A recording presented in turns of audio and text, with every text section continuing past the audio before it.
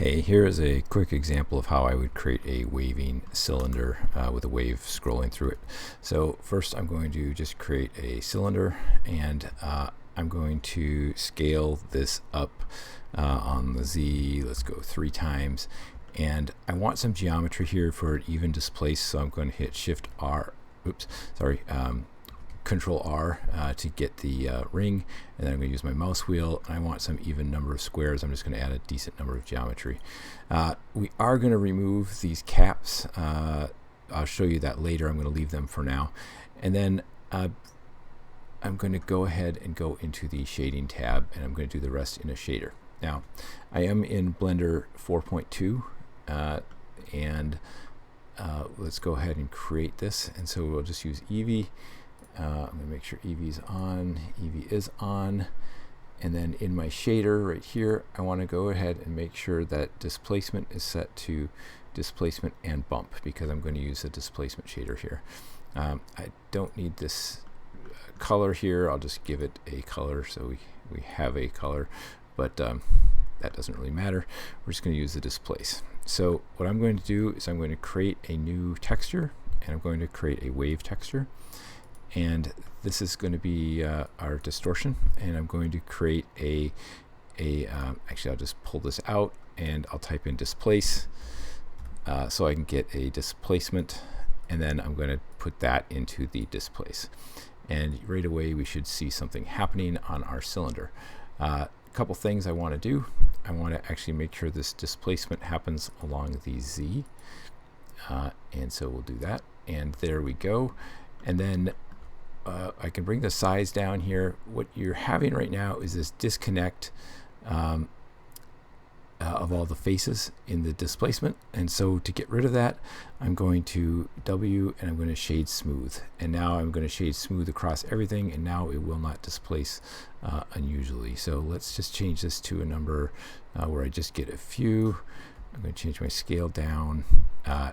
Now I have this, and if I want this to animate, say, up or down, I can use this phase offset like this. So I could keyframe this, but an easier way is to just add a value. So I'm going to go input value, and I'm going to put that into there. And then for this, I'm going to use a quick expression called frame. And what that is it's going to automatically give a movement per frame. So I'm hitting play and I can see that it's already doing that, but it's obviously way too fast. So I'm going to add another one, a converter, a math, and we're going to put that in here. We're going to change this to multiply, and we're going to go say minus 0.2, and you can change this value to basically just the speed. And now I have a speed of this going. Now, I said earlier I would remove the top and bottom caps. This is why.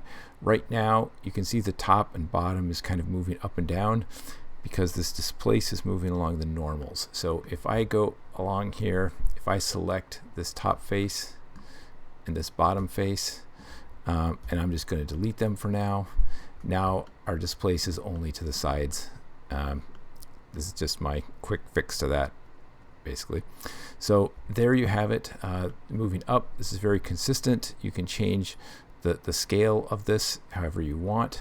If you need, you can add some more subdivisions to get rid of some of the edginess that you get here a little bit. If you want to make this more complex, you can simply add a second wave. So what I'll do is I'll just duplicate this, and let's just connect this right in here to the phase offset, and then I'm going to do a color, mix color, and we're just going to mix these two. We'll just mix these two together. I'm going to go like this, and so now it's going to get half of each. And then if you just change the scale of one of them, now we have 2 waves that are actually working with each other. The factor will determine how much you have of one or the other, so you can kind of dial this up or down. You could change one of these from bands to rings to get a very different effect, say. And so now I've got something very different. I could also take this multiply, and instead of using the same value for both of them, I could do this. So now I'll make this one minus 0.4. So now this one has a different phase than the first one, so I get a little bit of an offset there. So there's that. Go to rings, go to bands. That is how I would tackle this wave animation moving up or down. There you go.